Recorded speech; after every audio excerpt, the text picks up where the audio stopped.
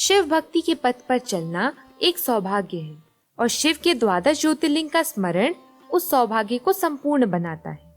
यह कोई साधारण स्तोत्र नहीं, यह वह दिव्य स्तुति है जिसमें भगवान शिव के 12 ज्योतिर्लिंगों का एक साथ गुणगान किया गया है। यह स्तोत्र एक यात्रा है आध्यात्मिकता से भरे उन 12 स्थानों की, जहाँ स्वयं शिव अनंत रूप में विद्यमान है। सौराष्ट्र देशे से शुरू होकर रामेश्वरम तक यह स्तोत्र मन को भक्ति भाव से भर देता है। यह ध्वनि नहीं, यह चेतना है।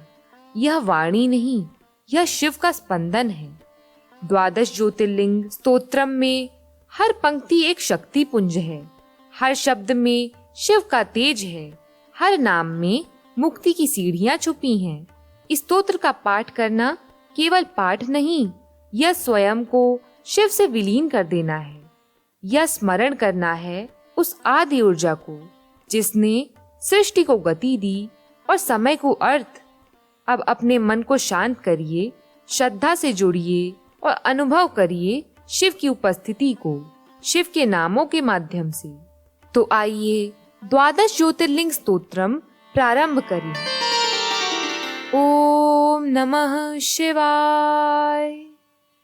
जो अपनी भक्ति प्रदान करने के लिए अत्यंत रमणीय तथा निर्मल सौराष्ट्र प्रदेश अर्थात काठियावाड़ में दयापूर्वक अवतीर्ण हुए हैं, चंद्रमा जिनके मस्तक का आभूषण है, उन ज्योतिर्लिंग स्वरूप भगवान श्री सोमनाथ की शरण में मैं जाता हूँ, जो ऊंचाई के आदर्शभूत पर्वतों से भी बढ़कर ऊंचे श्री शैल के शिखर पर, जहाँ देवताओं का अत्यंत समागम होता रहता है, प्रसन्नता पूर्वक निवास करते हैं तथा जो संसार सागर से पार कराने के लिए पुल के समान हैं, उन एकमात्र प्रभु मल्लिकार्जुन को मैं नमस्कार करता हूँ।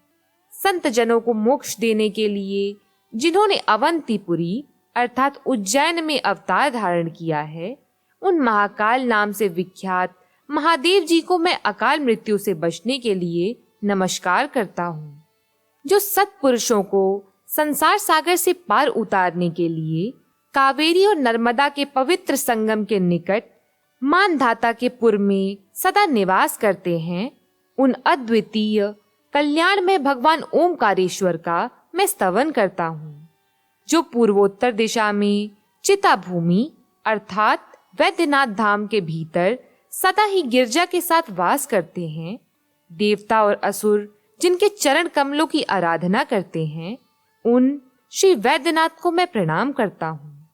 जो दक्षिण के अत्यंत रमणीय सदंग नगर में विविध भोगों से संपन्न होकर सुंदर आभूषणों से भूषित हो रहे हैं, जो एकमात्र सद्भक्ति और मुक्ति देने वाले हैं, उन प्रभु श्री नागनाथ की मैं शरण में जाता हूँ। जो महागिरी हिमालय के पास केदार श्रृंग के तट पर सदा निवास करते हुए मुनीश्वरों द्वारा पूजित होते हैं तथा देवता, असुर, यक्ष और महान सर्पादि भी जिनकी पूजा करते हैं, उन एक कल्याणकारक भगवान केदारनाथ का मैं स्तवन करता हूँ। जो गोदावरी तट के पवित्र देश में सहाय पर्वत के विमल शिखर पर वास करते हैं, जिनके दर्शन से तुरंत ही पातक नष्ट हो जाता है, उन श्री त्रयंबकेश्वर का मैं स्तवन करता हूँ। जो भगवान श्री रामचंद्र जी के द्वारा ताम्रपर्णी और सागर के संगम पर अनेक बाणों द्वारा पुल बांधकर स्थापित किए गए हैं, उन श्री रामेश्वर को मैं नियम से प्रणाम करता हूँ। जो डाकिनी और शाकिनी वृंद में प्रेतों द्वारा सदैव सेवित होते हैं, उन भक्त हितकारी भगवान भीम शंकर को मैं प्रणाम करता हूँ।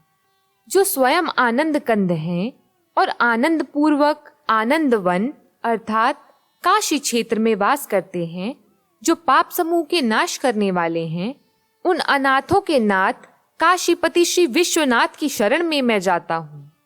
जो इलापुर के सुरम्य मंदिर में विराजमान होकर समस्त जगत के आराधनीय हो रहे हैं, जिनका स्वभाव बड़ा ही उदार है, उन घृष्णेश्वर नामक ज्योतिर्मय भगवान शिव की मैं शरण में जाता हूँ।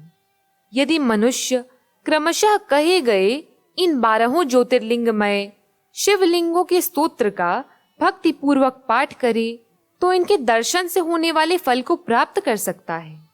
इस स्तोत्र का श्रद्धा से किया गया पाठ न केवल मानसिक शांति प्रदान करता है, बल्कि भक्त के जीवन में ऊर्जा, विश्वास और दिव्यता भर देता है। शिव की कृपा सब पर बनी रहे। हर हर महादेव। इस प्रकार श्री द्वादश ज्योतिर्लिंग स्तोत्र संपूर्ण हुआ। यदि यह स्तोत्र आपके मन को शांति और श्रद्धा से भर दे तो हमारे इस चैनल को जरूर सब्सक्राइब करें। वीडियो पसंद आई तो अपने स्नेही जनों तक यह शिव भक्ति का भाव पहुंचाएं। हर हर महादेव।